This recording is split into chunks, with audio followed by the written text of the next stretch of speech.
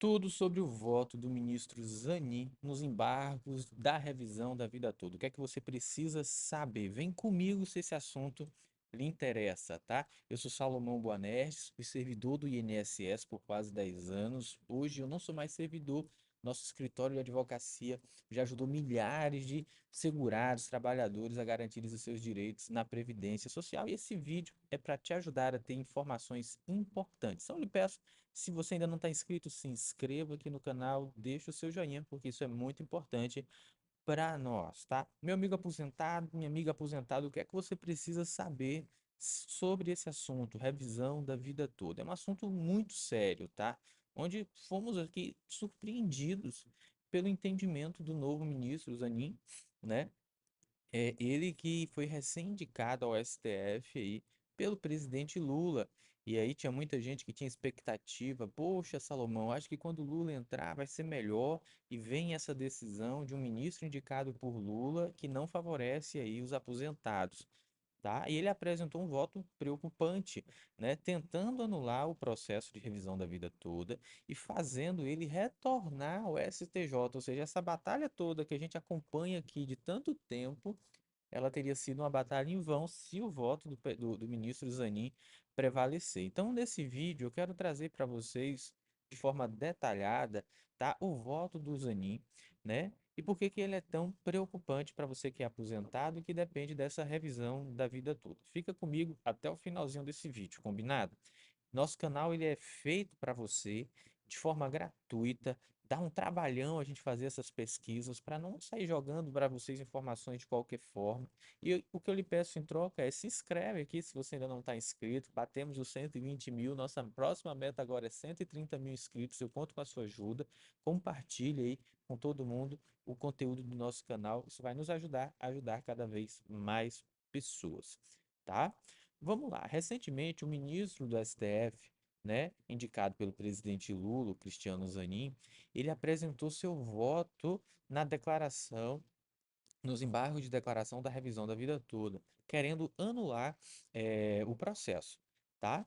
O ministro, ele abriu divergência, ele entendeu diferente do relator Alexandre de Moraes e foi quase instantaneamente acompanhado pelo ministro Barroso, atual presidente do STF, né? E a gente vai ver agora como é que tá essa votação.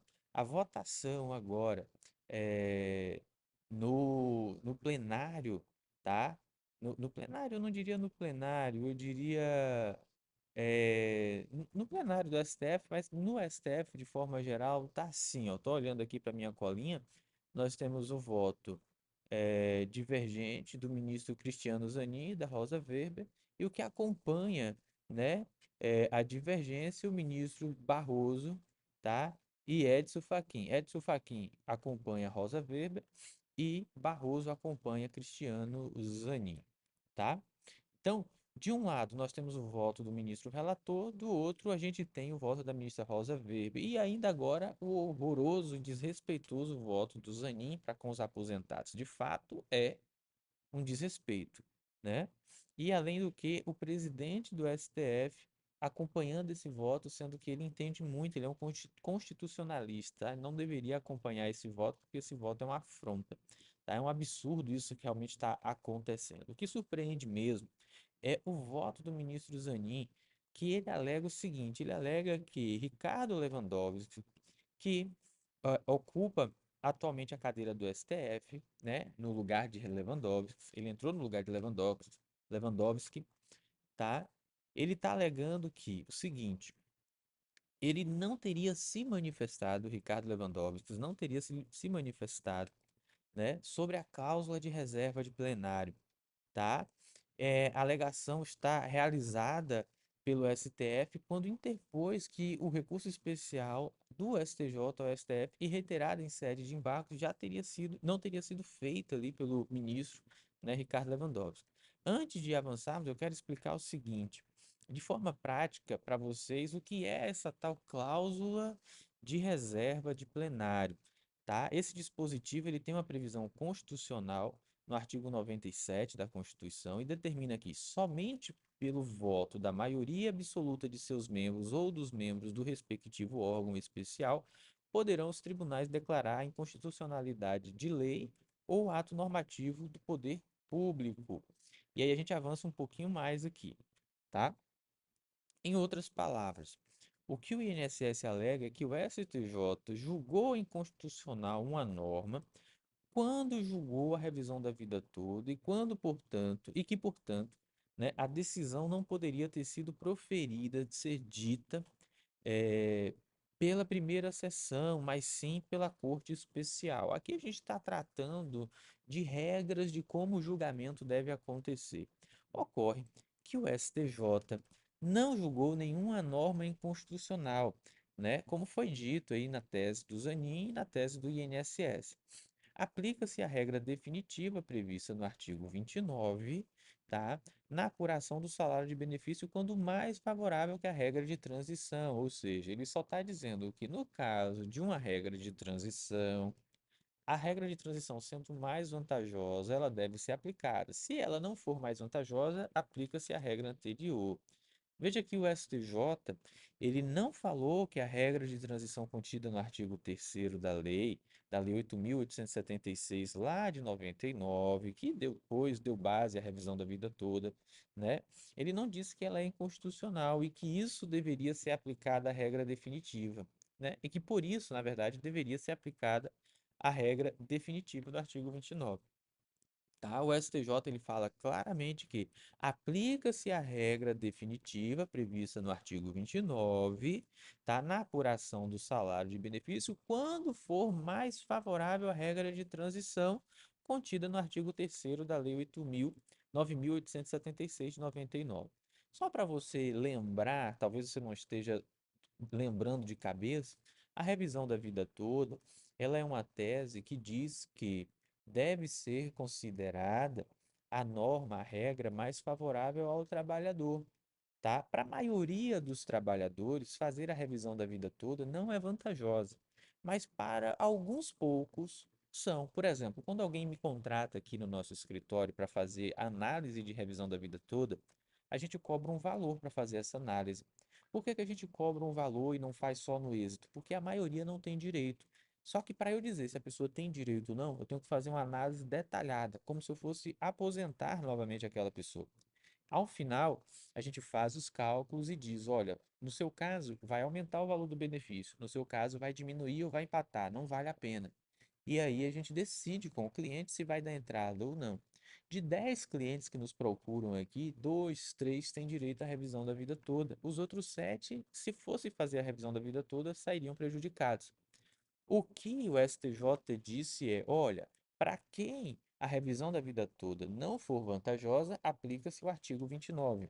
Para quem for vantajosa, aplica-se a lei anterior, tá? Isso é a tese da revisão da vida toda, explicando assim, bem simples para você que não é da área jurídica. Tá joia? Então, as duas normas, tanto a regra de transição do artigo 29 quanto a lei e tal, tudo bonitinho, elas prevalecem. Elas devem ser aplicadas desde que mais favorável para o cliente, para o segurado, para o trabalhador. Não houve declaração de inconstitucionalidade ou afastamento, tá? De uma aplicação da norma em detrimento da outra. Ah, ou se aplica isso ou se aplica aquilo. Não, não houve isso. Houve reconhecimento, não houve, então, assim, reconhecimento de inconstitucionalidade, tá? E isso foi expressamente falado nos votos, tanto de Marco Aurélio quanto de Alexandre de Moraes, que não houve essa decisão por inconstitucionalidade por parte do STJ.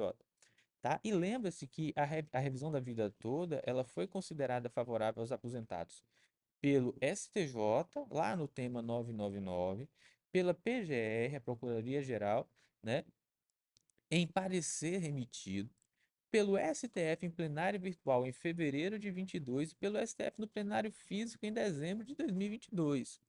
Tá joia? A ação já foi ganha pelos aposentados. E por que que o governo, seja o governo de Bolsonaro, seja o governo de Lula, por que que o governo quer tanto tirar esse direito dos aposentados? Você já se perguntou? Bom, pode um ministro do STF trazer argumentos que em nada se relacionam ao processo para justificar um resultado que jamais seria possível caso a fundamentação real fosse trazida à baila, fosse invocada, se ele tivesse analisando mesmo o processo, essa não seria, em nosso entendimento, com todo respeito ao ministro, a decisão que ele deveria tomar, tá? Se isso for possível, o que é que acontece? A segurança jurídica do Brasil vai estar arruinada. Por quê? Porque poderemos nomear qualquer coisa por qualquer nome, não vai ter mais segurança. Quer dizer, a gente já teve tantas decisões favoráveis aos aposentados, aí agora de um limão ele faz uma laranjada, não tem nada a ver uma coisa com outra, com aquilo que o Zanin está alegando, tá? Imagine você no supermercado e pega um quilo lá de picanha, falando que aquilo na verdade é um quilo de batata, por exemplo, né? E vocês vão vacar por batata ou por picanha na hora que você chegar lá no caixa? Claro que o caixa vai falar, epa, isso aqui não é batata, isso aqui é picanha.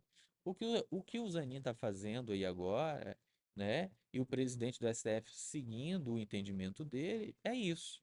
Eles estão desvirtuando o sentido das coisas. Então vocês entendem, pessoal, a gravidade desse voto do ministro, o que está acontecendo?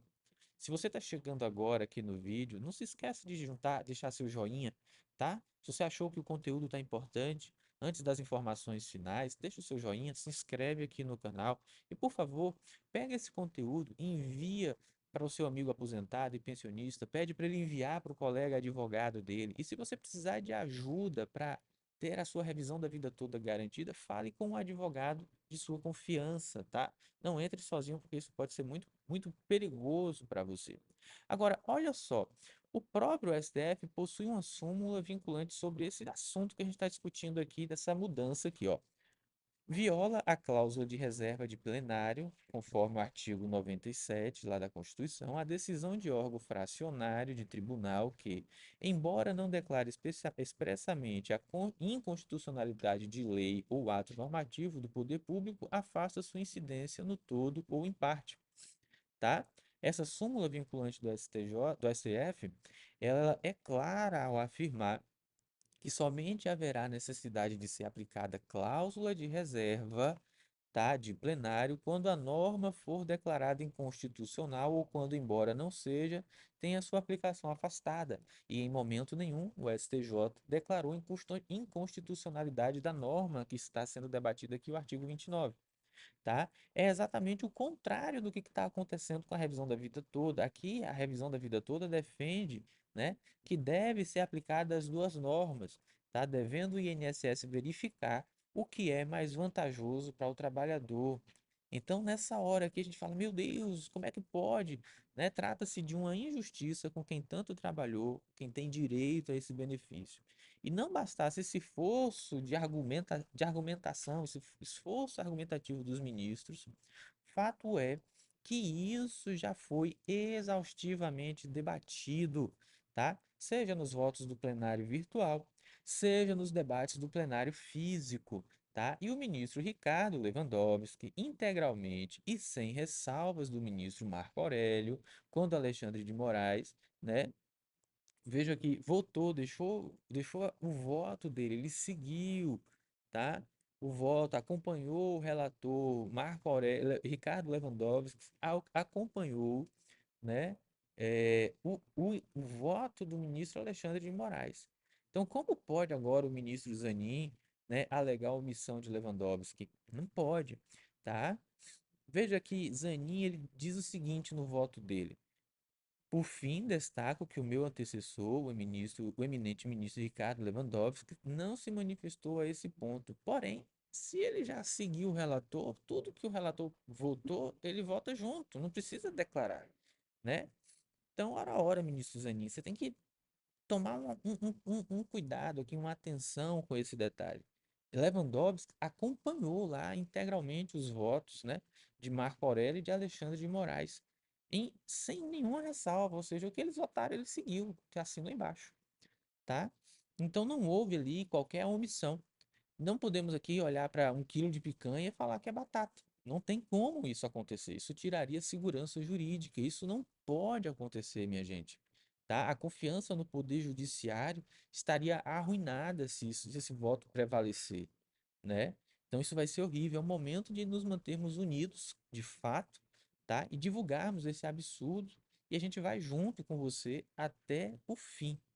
E meu amigo aposentado, aposentada, pensionista, você que tem um pai, uma mãe que pode estar recebendo aí uma aposentadoria, que tem direito à revisão da vida toda, encaminhe esse vídeo para ele.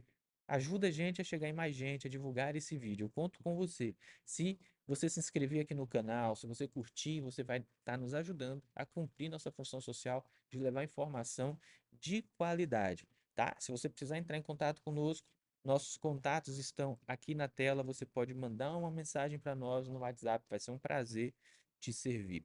Um grande abraço, Deus abençoe a todos e não se esqueça: quem tem fé não precisa de sorte.